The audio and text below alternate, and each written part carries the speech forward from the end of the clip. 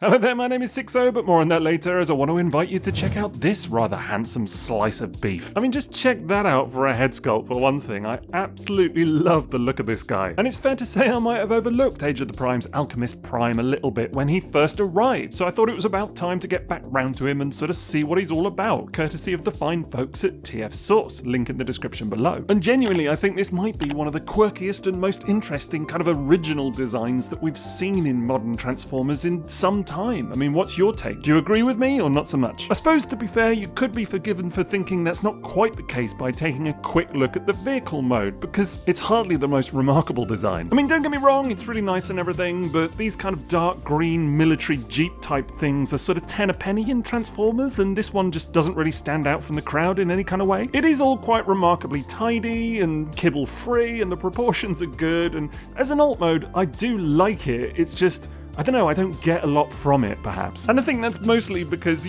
considering this is supposed to be one of the original 13 Transformers, one of the 13 Primes, it just kind of looks a little bit workaday, if anything. But hey, it rolls really nice, and it is kind of fun. I cannot escape the vibe of this feeling like something out of the movie Cars, though, because those are very definitely eyes, like just there. I mean, it's just shadows, but it really does look like a pair of eyes, honestly, and it's kind of almost got a mouth at the front, so big Cars vibes, not unseeing it. Also, this back end is a little bit rough. I mean, these are his hands just there, which I think are supposed to kind of clip into place or click into place just there, but they really don't. They just kind of squish down and then pop back out again, so that's kind of frustrating. And it does leave this bit looking a little bit uninspired. Grumbles aside though, the finish is not too bad. I mean, I do like the blue translucent window just there, and there's a little bit of gold in other places, even if that looks slightly out of place. The wheels look a little bit odd as well. I guess they're meant to be kind of Cybertronian in nature, but they look a little bit tacked on to my eye. But honestly, I'm not looking to grumble too much here, because I do kind of like what's going on, and given the robot mode it spits out, I'm prepared to be a little bit forgiving. Now, there is some weapons storage as well. It comes with these little energy weapons things, which can just plug onto the roof like so, and that works pretty well in terms of visual appeal. I like how they sit on the top there. It kind of adds a bit more colour as well. They certainly kind of catch the light nicely and just kind of make it pop a little bit, Now, to be fair, as a deluxe class offering, this guy is perhaps a little bit undersized in terms of real-world vehicle mode scale versus other generations bots, but since when has that been a thing anyway? I think it works well enough. So yeah, the vehicle mode is okay, but it's once you get down to transformation that things really get interesting. First thing here is to kind of split this whole back end open like so, and then you can kind of rotate those legs down out of the way before folding those feet out at the back and then kind of untabbing it in the middle, and then that whole shin piece just kind of folds over like that. Same over here, just folds over and clicks into place, and you're kind of done with the legs then. That then means that you can start to split apart the arms, and then they just hinge all the way around to the front and just kind of bend that in just there, and then that clicks into place. Same on this side, hinge it round, fold it down,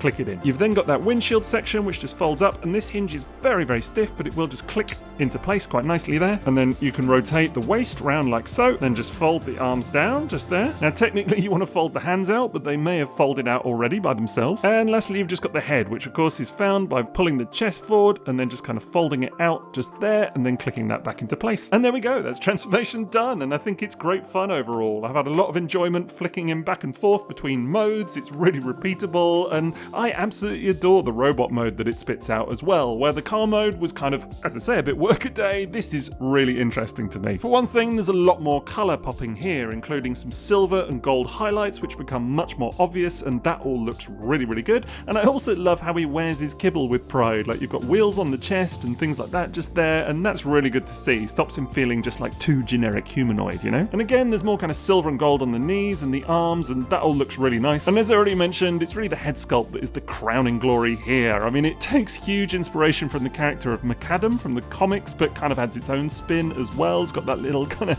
hipster mustache goatee thing going on, and the little goggles. I just think that is so cool. Big fan of the way the blue kind of catches the light as well, kind of gives him plenty of character, so just a fantastic job on that one in my opinion. And that personality is kind of backed up by the sort of short, squat, hench proportions all over the robot mode. I mean, it kind of looks like your stereotypical nightclub bouncer, if anything, and I absolutely love it. I mean, I for one have always thought it's a good thing when Transformers experiments with body types, including the male-coded robots, and they're not all just your kind of typical square-jawed jock-type bodies, you know, and I think they've really captured something a bit different with this one. I don't know, you add it all up and it just gives him a very different vibe to kind of anything else I think we've seen in mainline generations of late, and I appreciate it for that. This guy was easy to overlook, but actually in hand he's a bit of a stunner. Quite nice to pose too. I mean, he's not the most articulated robot I've ever seen, and there are some elements such as the wrists not being able to swivel, which I think is a great shame, but aside from that, it's got just about everything else that you need, at least. In fact, I would definitely cite those arms as the kind of weakest part overall. Very gappy, got these big gaps just there as well, again for the fists, so that is a little bit of a letdown, but overall it's okay. They also give you plenty of peg holes onto which you can put those energy weapons. They just tab in really neatly, and again those are kind of fun and add a little welcome pop of colour, so that's certainly appreciated, and it's something a little bit different, I think. Additionally, you can place them in his hand if you prefer, or in his upper bicep, so you've got options, you do you. And this energy weapon has got that little tampoed symbol on there as well, just as all the primes do, so that's a little thing. And speaking to the other primes, it's just another chance for me to mention how impressed I've been with this lineup overall so far. Every one of them is so different, a little bit quirky and original as well, and just feels like a real variance versus what we typically get in kind of current generations, and I love them for that. And whilst I don't think that Alchemist is necessarily the complete showstopper of something like the Fallen or even Onyx, I still think he's very worthwhile as a toy overall, especially as one of the smaller options. And whilst I'm still sure that we'll get plenty of the kind of classic cast of G1 for many years to come, it's nice to know that they can do some of these more unusual bots as well, and something a little bit original, isn't it? And on that basis, it couldn't be anything other than a toot. Big thanks again to TF Source for bringing you this one, and of course you'll find a link to their site in the description below. Don't forget to let me know your thoughts in the comments as well, but otherwise that's it from me, so have a great rest of your day, and TTFN.